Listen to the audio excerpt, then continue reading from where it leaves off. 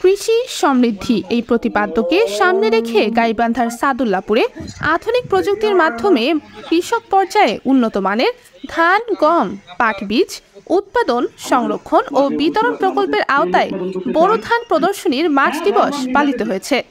রবিবার ২রা জুন বিকেলে উপজেলা কৃষি অফিসের আয়োজনে উপজেলার খোর্দ কোমলপুর ইউনিয়নের বজরুক পাকুড়িয়া গ্রামে মাঠ দিবস পালন উপলক্ষে আলোচনা সভা অনুষ্ঠিত হয়।